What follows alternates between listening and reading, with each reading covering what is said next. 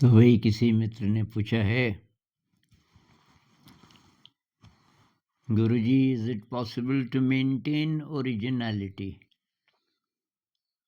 Is it possible to be real, to live truly? Because everything we do is likely influenced by some other personality. Everything we do is a part of something which we adopted from someone else. ये कह रहे हैं कि हम original हो सकते हैं क्या? लगातार ओरिजिनल का मतलब है कि औरों जैसा नहीं, क्योंकि हम की जो कुछ भी करते हैं तो उस पे और लोगों का असर होता है। उदाहरण के लिए जिस तरीके के हम कपड़े पहनते हैं तो जो फैशन होगा उसके हिसाब से पहनेंगे। जो फिलॉसफी है ज़िंदगी की वो भी ज़्यादातर लोगों की एक जैसी है कि पढ़ाई करेंगे, उसके बाद नौकरी करेंगे, शादी करेंगे और कहीं मकान बनाएंगे हो सकेगा तो। और ये जो थिंकिंग है कि इस तरीके से हम ज़िंदगी जिएंगे, एक जीवन दर्शन एक जैसा क्यों? क्योंकि उन्होंने वो दूसरों से लिया, अपना योगदान नहीं है। अपना तब आता है जब सवाल आते हैं मन में। तो जो हमारी शिक्षा व्यवस्था है वो उस जिज्ञासा को तो ख़त्म कर देती है पहले ही। जिस जिज्ञासा से हम नए सवाल पूछते हैं, कुछ नया जानना चाहते हैं, कुछ नया करना चाहते हैं, उसका स्पेस ही नहीं है। अब एक जैसी किताबें, एक जैसे पाठ और पाठ के अंत में सवाल और उसका जवाब उसी में है पहले से। तो केवल मैकेनिकल दिमाग से काम चल जाता है। एक भाई साहब दिल्ली के मुझे बता रहे थे, उनकी बच्ची शायद 3rd में पढ़ती है, तो होमवर्क कर रही थी और उसने कि पापा ये क्या होगा? और पापा ने उसका उत्तर ज़रा अलग ढंग से, ज़रा ज़्यादा गहराई से बता दिया और उसने लिख भी दिया। उसको बहुत डाँट पड़ी। तो घर आके उसने बोला, पापा आपने क्या लिखवा दिया? वो तो टीचर ने तो बहुत डाँट दिया। तो ये गए टीचर को बोले कि वो गलत है। कि भाई साहब गलत नहीं है, लेकिन मैं चेक कैसे करूँ? अब 35-40 बच्चे हैं क्लास में, एक जैसा उत्तर लिखेंगे तो मुझे पढ़ना भी नहीं पड़ता। मुझे मालूम है ये वही है। मैं चेक कैसे करूँगी अगर अलग-अलग लिखेंगे? तो ओरिजिनैलिटी कहाँ से आएगी बच्चे के अंदर? माता-पिता जैसे ही होश संभालता है बच्चा, होश संभालता है मतलब कि स्कूल जाने के काबिल हो गया, तो उसके मन में ये तभी से भरना शुरू कर देते हैं। तुझे अच्छा बच्चा बनना है, तुझे अच्छी पढ़ाई करनी है, अच्छे नंबर लाने हैं, फर्स्ट आना है। और उसको ये बोलें या ना बोलें, लेकिन उसके मन में ये बात होती है कि ये सब क्यों करना है, तब अच्छी नौकरी मिलेगी और तब अच्छी शादी होगी, तो समाज में अच्छा नाम होगा वगैरह वगैरह। वहीं से उसकी ओरिजिनलिटी ख़त्म हो गई। मतलब ख़त्म हो सकती है, ज़्यादातर की हो ही जाती है। कुछ बच्चे रह जाते हैं। कितना भी प्रेशर हो, कुछ बच्चे रह जाते हैं।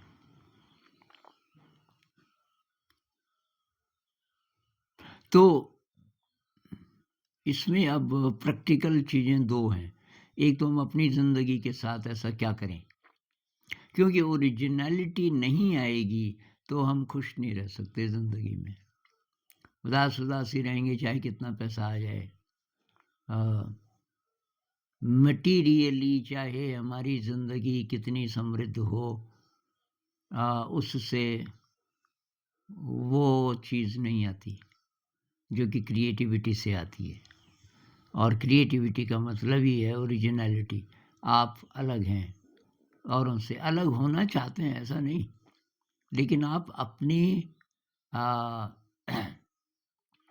हिसाब से दुनिया को देखने लग गए और आप जो कर रहे हो उसमें आपकी एनर्जी का एक्सप्रेशन है। तो इसलिए वो एकदम नई चीज़ हो जाती है। तो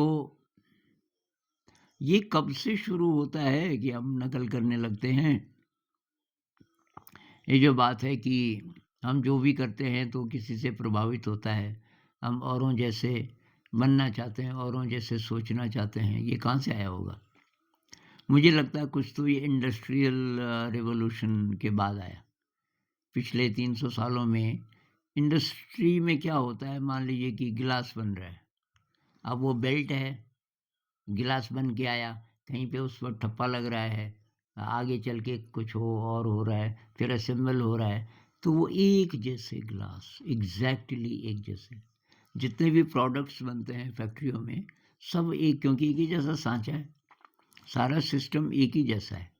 उस एक जैसे से ज़रा कोई अलग हो तो उसको रिजेक्ट कर देंगे कि ये नहीं बिकेगा। बिल्कुल एक ही जैसा। और मेरे ख़्याल से ये चीज़ इंसानों पे भी लागू कर दी। अ, विद्वान लोगों ने कह लो या शरारती लोगों ने कह लो कि इंसान की क्रिएटिविटी पनपी नहीं, वो प्रॉब्लम न बन जाए।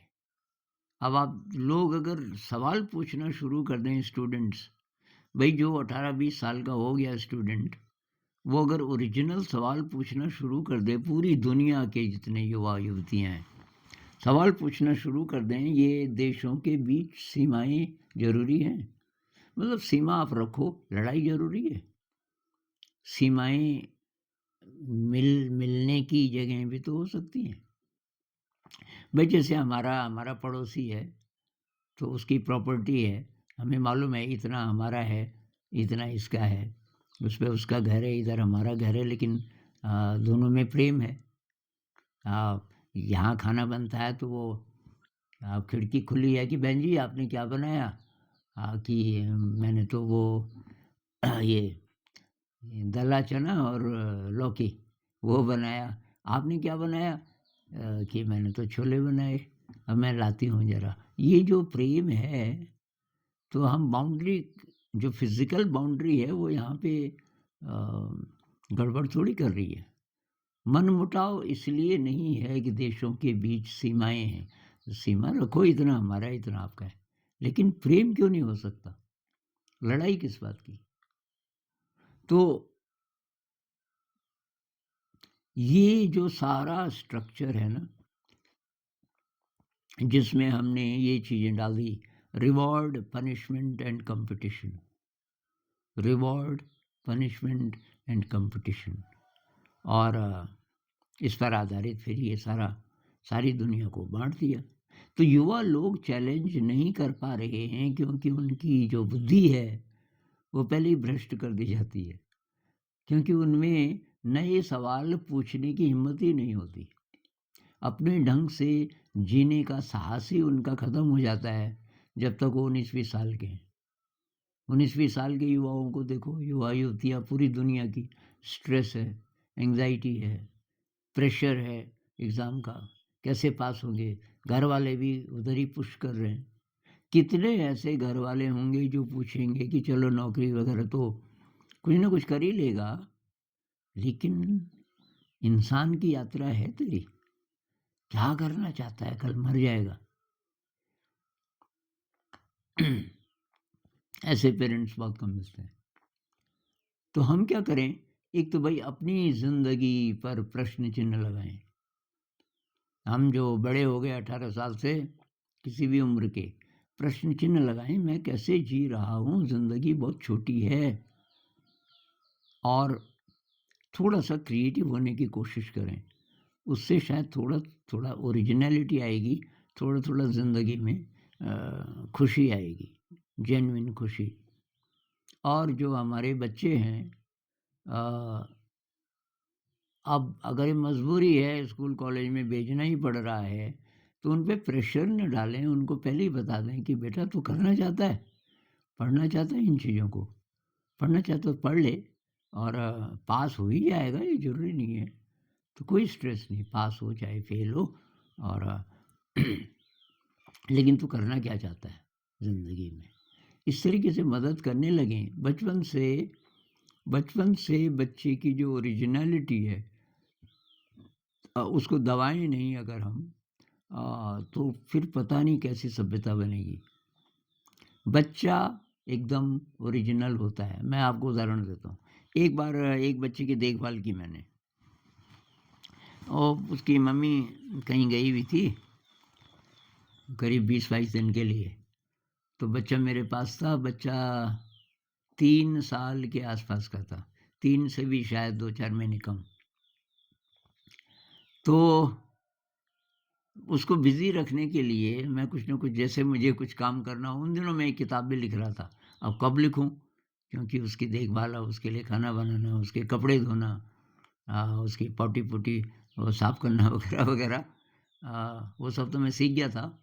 लेकिन तब टाइम नहीं बचता था।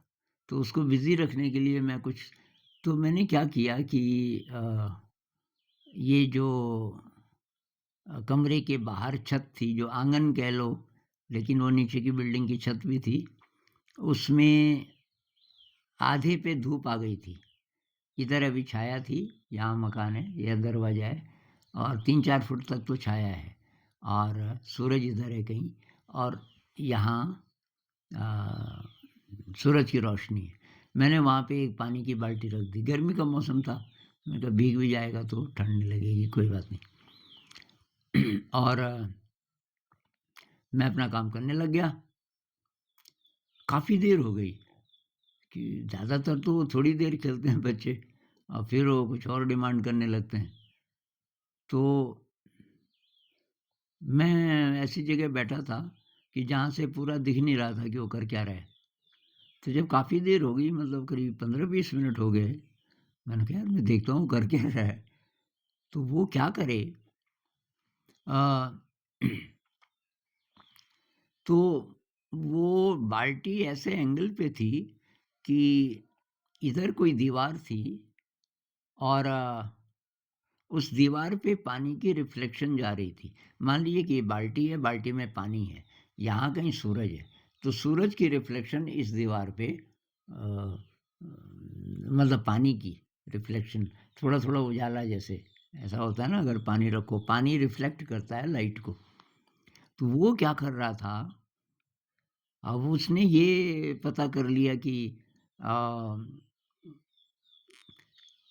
वो क्या कर रहा था कि उसमें उस पानी को हिलाए, बाल्टी में जो पानी था उसको हिलाए, और दीवार पे देखे, तो दीवार पे जो उसकी रिफ्लेक्शन है लाइट, वो लाइट हिलती थी, और वो जाकर के उसको पकड़ने की कोशिश करे। वो इधर-उधर जा रही थी ना लाइट, फिर वो धीरे-धीरे, धीरे-धीरे उसकी स्पीड कम होती थी, क्योंकि ये पानी अब पहले तो हिल रहा था, अब उसका हिलना कम हुआ, कम हुआ। जैसे स्थिर हुआ तो वहाँ वो उसकी रिफ्लेक्शन भी स्थिर हो जाती थी। वो फिर जाता था, पानी को फिर हिलाए, फिर देखे, फिर भागे। अब ये उस बच्चे ने ज़िंदगी में कहीं नहीं देखा था। वो तो हमारे साथ अकेला था। उसको शायद ये भी पहली बार पता चला कि पानी की रिफ्लेक्शन, वो उसको पता नहीं क्या समझ रहा होगा, लेकिन ये पहली बार उसने देखा कि पानी रखा जाए, उस पे अगर धूप पड़ रही है और कहीं कोई ऐसा सरफेस है जिस पर कि उसकी रिफ्लेक्शन जा सकती है, जो रोक दे उसके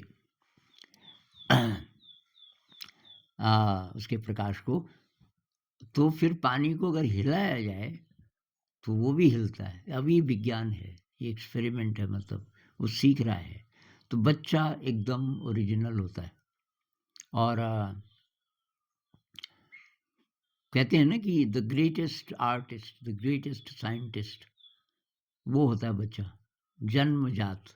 उसके अंदर इतनी जिज्ञासा होती है कि अगर उस जिज्ञासा को हम मारें नहीं, और उसके लिए ऐसा वातावरण क्रिएट करें कि वो उस जिज्ञासा के साथ चल सके, पता नहीं कैसे बच्चे होंगे, कैसे युवा-युवतियाँ होंगे हमारी दुनिया में। ये दुनिया तो स्वर्ग बन जाएगी। लेकिन पहले ही उसको ख़त्म कर दिया जाता है। तो हम क्या करें, मैं इसलिए बोलता हूँ होम स्कूलिंग करो, मत भेजो इन स्कूल कॉलेजेस में। वैसे कोई कहीं-कहीं कोई अच्छे स्कूल हो सकते हैं, पता करना पड़ेगा जहाँ की कुछ क्रिएटिव लोगों ने कुछ शुरू किया। छोटे स्कूल होंगे वो शायद, कहीं मान लीजिए कि 20-25 बच्चे हैं, तो वो पैसे के लिए तो कर नहीं रहे होंगे। तो ऐसे या तो पता करो और नहीं तो यार होम स्कूलिंग करो, 2-4 परिवार इकट्ठे होकर के अपने बच्चों को कोशिश करो कि इंसान बने। वो तब होगा जब आप इंसान बन रहे हो। ख़त्म कर दिया हमको।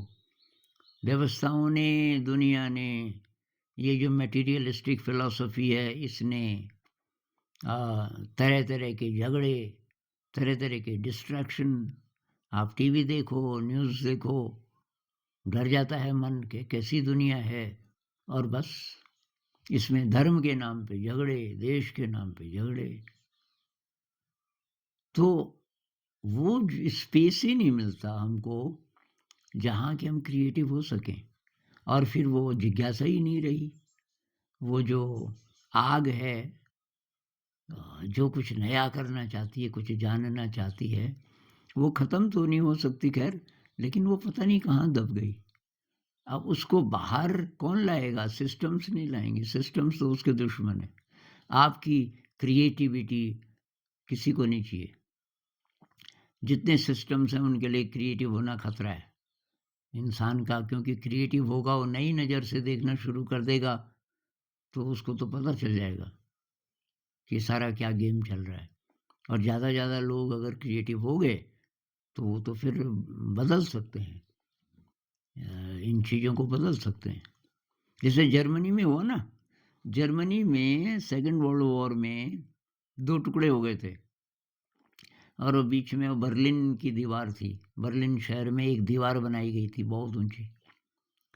तो अब बहुत सारों के रिश्तेदार इधर और इनके रिश्तेदार उधर, ये east Germany, west Germany. East वाला शायद कम्युनिस्ट फ़िलॉसफ़ी वाला था। लेकिन लोग क्या करते थे कि उस दीवार के पास आकर के और कॉन्सर्ट्स करते थे, इधर के गाने ताकि वो भी सुन सकें। तो वो तो एक होना चाहते थे, लेकिन ये दीवार रही कितने साल तक रही। फिर वो गोर्बाचोव कौन आया, जिसने कि रूस के टुकड़े किए कि भई ये ज़बरदस्ती इसको इकट्ठा क्यों किया हुआ है?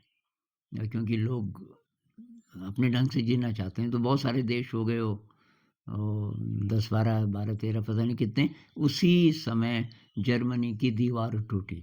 90s की बात है।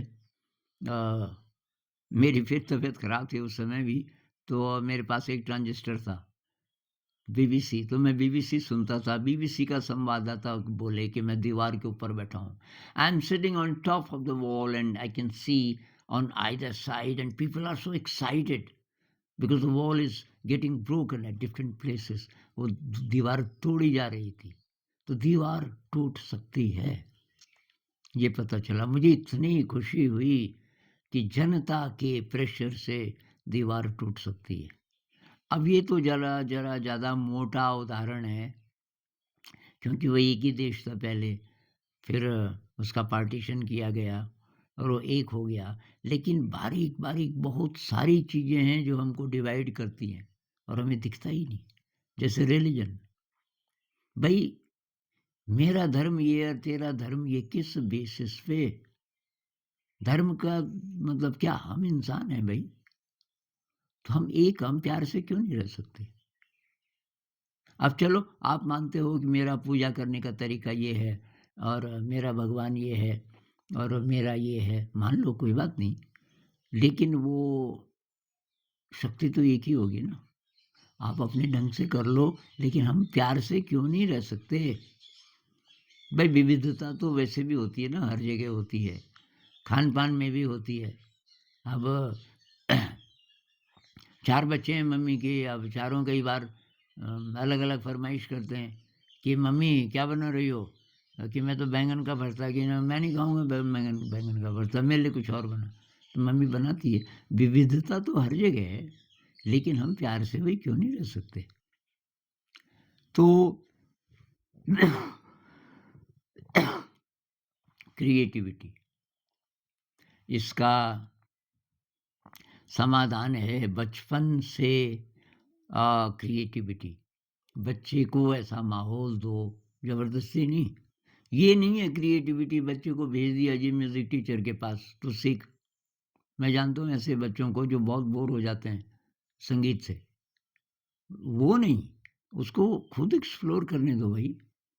उसको अच्छा संगीत ला कर के दो, वो प्ले इंस्ट्रूमेंट ला कर के दो और वो अपने आप सीख जाएगा थोड़ा बहुत। या थोड़ा बहुत जब वो बोले, मान लीजिए हारमोनियम आप ले आए, वो बोले कि कहाँ-कहाँ पे सा रे ग म प ध नि सा, इस पे वो कागज़ चिपका दो, सा रे ग कौन-कौन से सुर हैं। अब ये वो बोल रहा है, अब उसको आप सिखा सकते हो। किसी के पास गिटार है, तो अब वो बोले कि क्या करना है इस मतलब कहाँ-कहाँ से क्या-क्या सुर निकल रहे हैं। तो बच्चा जब बोलेगा, तब उसको सिखाओ। अब ज़ाकिर हुसैन की कहानी आपने सुनी होगी ना? ज़ाकिर हुसैन के पिताजी कमाल के तबला प्लेयर और ज़ाकिर हुसैन था 7 साल का और वो बहुत बढ़िया तबला बजाने लग गया था। तो पिताजी ने ज़्यादा नोटिस नहीं किया, पर वो जैसे उनके स्कूल में कोई प्रोग्राम हो रहा हो, तो वहाँ इस बच्चे को बिठाते थे। 7 साल का बच्चा तबला बजा रहा है और बट लेकिन उसके पिताजी ने कभी ये इंटरेस्ट शो नहीं किया कि तू सीख तबला और मैं सिखाऊँगा। मैंने कहा बच्चा है, अब मैं बजाता हूँ तो वो भी थोड़ा हाथ मार लेता होगा, पर तबला सीखने के लिए तो बहुत तपस्या चाहिए। एक दिन स्कूल में प्रोग्राम था, कोई पेरेंट्स को भी बुलाया हुआ था मतलब उसमें। तो ये गए पिताजी और वहाँ उन्होंने देखा कि वो तबला बजा रहा है, उनका बेटा और वो बहुत इम्प्रेस हुए। उसके बाद जब वापस जा रहे थे, तो उसको बच्चे को अपने बगल में बिठाया उन्होंने। कहने लगे, "तू सीखना चाहता है तबला?" और इतना एक्साइटेड जाकिर हुसैन, "हाँ पापा कि मैं सीखना चाहता हूँ।" कि "पक्का?" कि "हाँ।" "मैं जो बोलूँगा वही करेगा?" कि "हाँ।" कि "3 बजे उठना पड़ेगा बेटा सुबह।" कि "उठूँगा और तू मेरे ही साथ सोएगा अब।" कि "ठीक है।" तो जाकिर हुसैन क्या कह रहे कि जब मैं सोता था वो मेरे सिर पे तबला बजाते थे।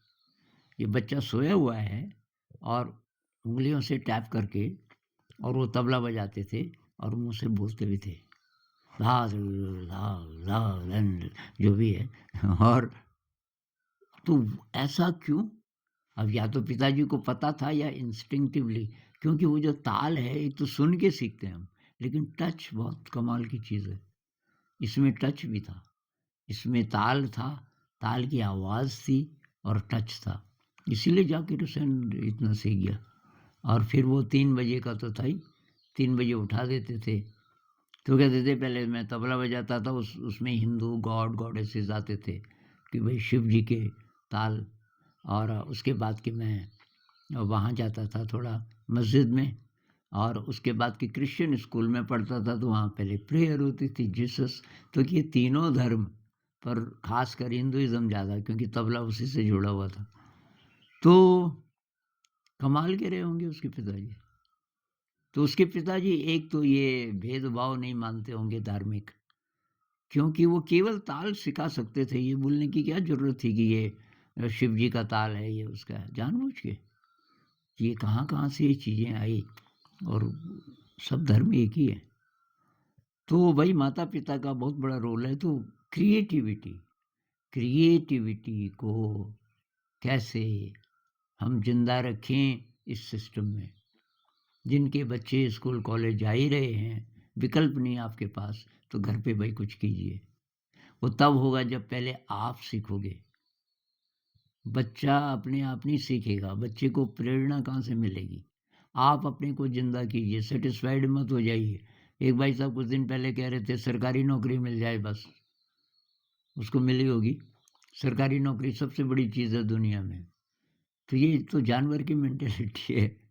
भाई नौकरी का मतलब क्या रोटी, कपड़ा, मकान इसमें क्रिएटिविटी की बात ही नहीं कर रहे आप। तो ज़रूरत तो उसकी है क्रिएटिविटी की, वो थोप के नहीं आएगा।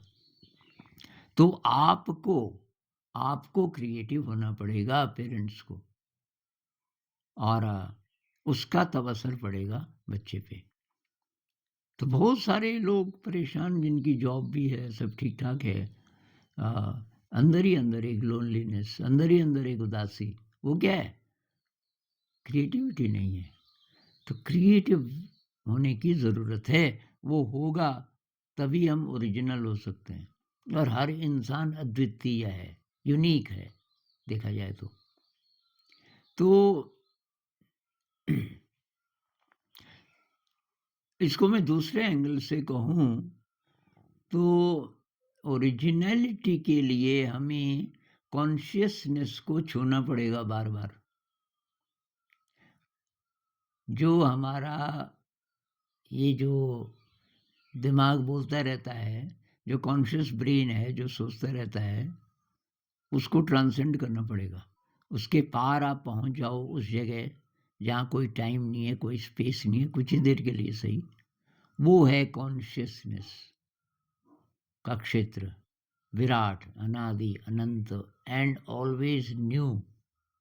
इसलिए 2 लोगों को कोई ऐसा अनुभव हुआ आजकल जिसको एनलाइटनमेंट बोल देते हैं, एनलाइटनमेंट बहुत बड़ी चीज़ है, लेकिन कोई भी बोल देता है मुझे ऐसा हुआ, झलक मिली, तो आई एम एनलाइटेंड। चलो झलक ही भी मिली, 2 लोगों को एक जैसी झलक नहीं मिलती, कभी नहीं।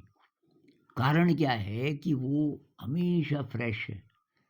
जिस जगह आप गए, जगह तो बोलना ठीक नहीं है, स्पेस टाइम को ट्रांसेंड करके कॉन्शियसनेस के क्षेत्र में आप गए, वो क्षेत्र हमेशा यूनिक होता है क्योंकि वो मूव कर रही है।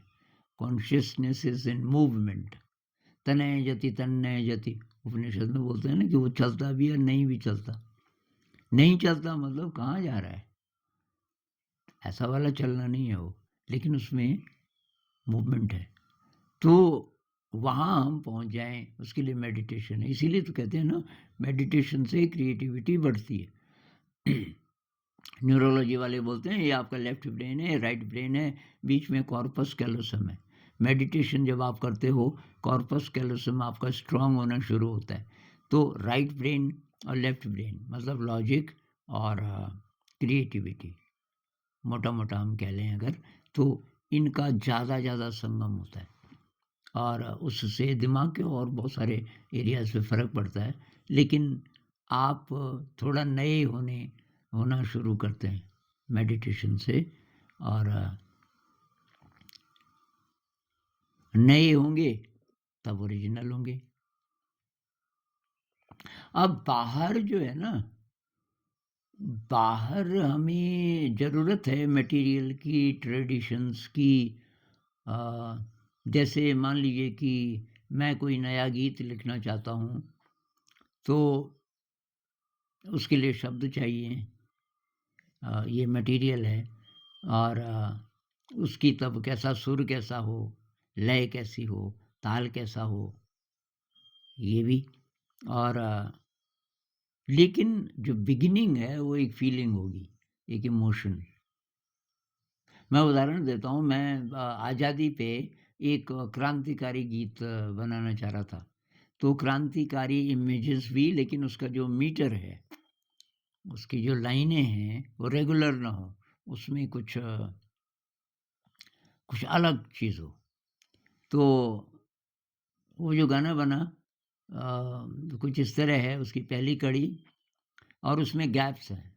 तो मैं गैप आपको बताऊँगा कहाँ-कहाँ पे हैं। आज़ादी रे गगन को, यहाँ पे गैप है देखो। आज़ादी रे गगन को, जहाँ पे मैंने ताली मारी वहाँ पे आवाज़ नहीं है। जबकि ट्रेडिशनल तरीके से मैं उसको करता तो रेगुलर मीटर होता है ना, तो वहाँ पे शब्द होना चाहिए था। तो जहाँ-जहाँ मैं ताली बजाऊँगा वहाँ पे आप देखो खाली है।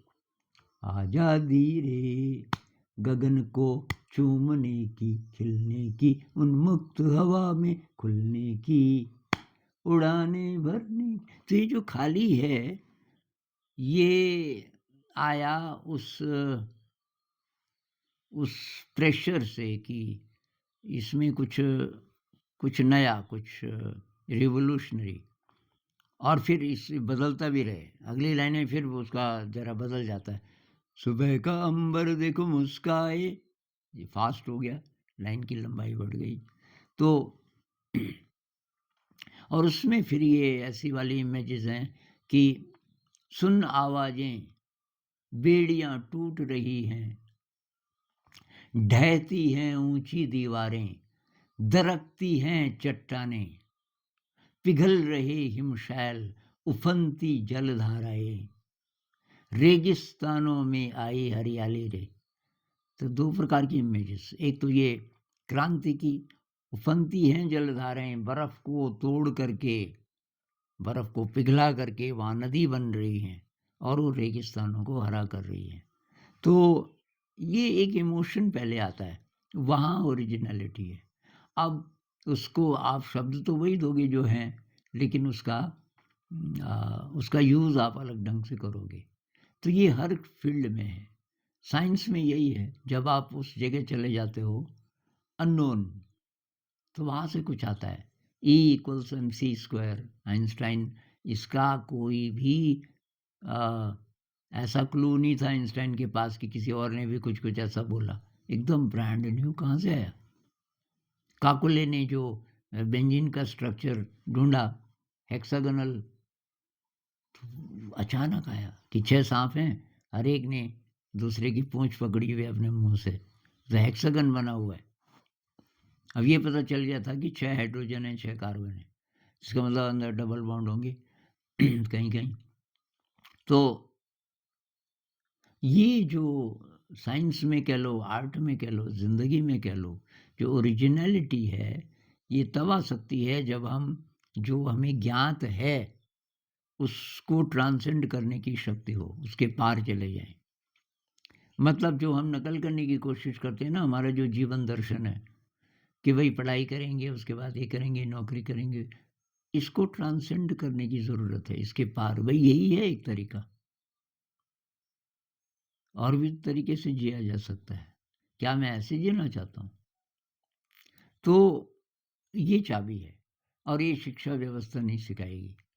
शिक्षा व्यवस्था में, जॉब में क्रिएटिविटी है ही नहीं। कहीं-कहीं बहुत कम जॉब ऐसे हो सकते हैं जहाँ क्रिएटिविटी हो। जैसे मान लीजिए टेक्सटाइल है, उसमें आपका जॉब है नए-नए डिज़ाइन बनाना, साड़ी के नए डिज़ाइन बनाना, तो वहाँ क्रिएटिविटी है। अगर प्रेशर ना हो बहुत ज़्यादा, अ, आपको फ्रीडम हो, तो वहाँ क्रिएटिविटी है। उसी तरीके से म्यूज़िक में क्रिएटिविटी है, अगर फ्रीडम हो। जैसे पुरानी फ़िल्में होती थी ना, ये नौशाद जी कहते हैं कि कोई-कोई गाना 1-1 महीना लगता था, लता मंगेशकर जी के साथ। आजकल एक ही दिन में सारे गाने हो जाते हैं। अब कई फ़िल्मों में तो गाने होते भी नहीं हैं, पर हैं भी मान लीजिए 4-5 गाने एक ही दिन में। अब आजकल तो मशीनें हैं, किसी ने गाया, मशीन बाकी सब इंस्ट्रूमेंट उसमें हैं। तो क्रिएटिविटी बहुत कम होती जा रही है, उसको बढ़ाने की ज़रूरत है। और सवाल बहुत बड़ा है, और हम कैसे जी रहे हैं? हम जो अभी युवा हैं, 20s में हैं, अभी शादी नहीं हुई, परिवार बसाना चाहते हैं, कैसा होगा आपका परिवार? क्या वहाँ क्रिएटिविटी होगी? ऐसे भी हो सकता है ना कि बच्चा जाग रहा है, 3 साल का बच्चा, और देख रहा है कि उधर से पापा जी तो तबला बजा रहे हैं, मम्मी जी डांस कर रही है। तो कैसे संस्कार होंगे? या चैंटिंग हो रही है। हाँ, तो ऐसा माहौल हम बना सकते हैं कि बच्चे के अंदर क्रिएटिविटी पहले से आ जाए, और उसको ख़त्म ना होने दें। मत भेजो स्कूल, या पता करो ऐसा स्कूल कहाँ है, या आप शुरू करो। भई आप कुछ भी नहीं पढ़ाओगे तो भी फ़ायदा है। ये स्कूल कॉलेज में जो गड़बड़ सीखता है बच्चा, कम से कम उससे तो बचा रहेगा। ये जो फ़ालतू प्रेशर है, उससे तो बचेगा। आप चाहे कुछ भी नहीं करा रहे, और कुछ भी क्यों नहीं, आप पता कीजिए क्या बेस्ट है। खुद क्रिएटिव होना है पहले। वह हमारे स्कूल में बच्चे ध्यान और संगीत में इतनी ज़्यादा रुचि है उनकी, इतना रस आता है। कारण ये है कि वो हमने अ, पहले सीखा, और उसको बच्चों के लिए नहीं सीखा, अपनी ज़िंदगी के लिए। हम ध्यान करते थे पहले से, फिर स्कूल में भी करने लगे। तो बच्चे समझ जाते हैं ये जो चीज़ कर रहे हैं टीचर्स, कहीं मेरे को दिखाने के लिए तो नहीं कर रहे कि सचमुच इनकी ज़िंदगी में इसकी अहमियत है।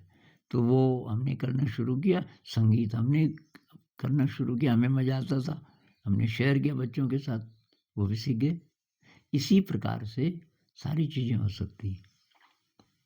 तो फिर और बात करेंगे इस पे। नमस्कार।